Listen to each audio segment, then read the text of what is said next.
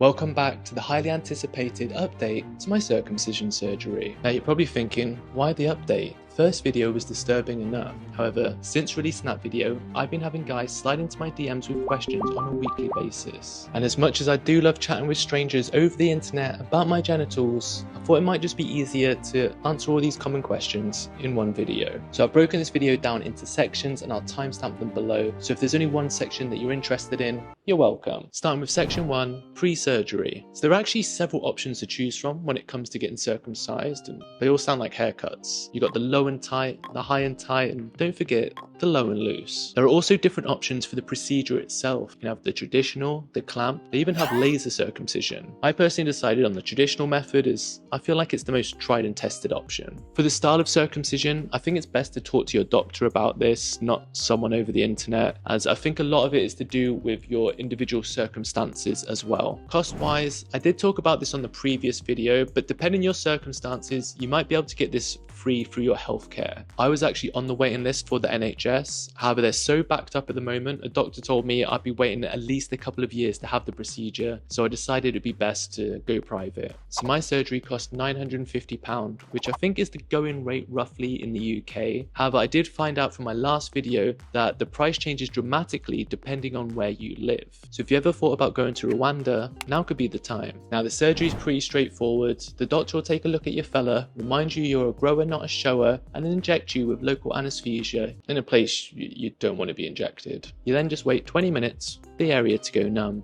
After everything is numb, they do the procedure and it literally takes about 5 minutes. I actually had a father-son team operating on me and they were kind enough to talk to me throughout the surgery to keep me at ease. The son actually told me that after his circumcision, he couldn't walk for over a year, so it was good bants from start to finish with these guys and I highly recommend them. Next is the part I get asked about the most, well, apart from can they see a picture of the finished article, is the recovery process. Now the first few days are the worst, and by worst I mean it's bloody uncomfortable to walk anywhere, even from the couch to the bathroom. So I think it's best to just admit that you're not going to be able to do much and just enjoy watching Netflix and sleeping for the first few days. Now it takes the stitches about 10 to 14 days to dissolve, and because of this it can be quite painful when your little guy gets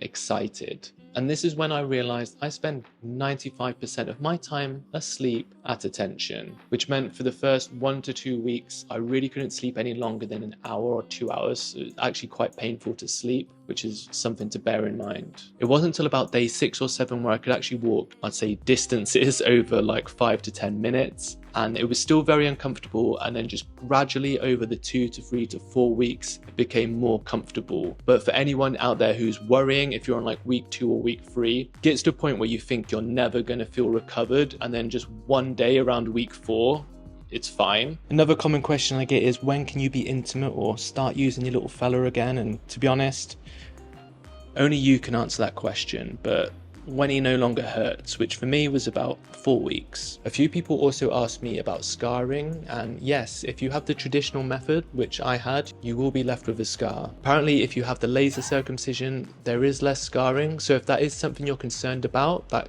could be a better option for you. It's personally not something I really thought about. It's not an area of my body that I thought was that attractive to begin with, and I've always been under the assumption that scars are cool. And finally, the 2 questions that I get asked the most. Did I lose any sensitivity? No, though it does take a little bit of getting used to. It's like switching from driving a manual to an automatic, but once you've adjusted, you're golden. And do I last any longer now? To be honest, maybe a little bit. I think I'm at least 3 minutes now. Overall, I'm happy I had it done, and I even think it looks a tiny bit bigger now. Anyway, I hope that answers everybody's questions, and before anybody messages me again, no, I will not send any before and after pics.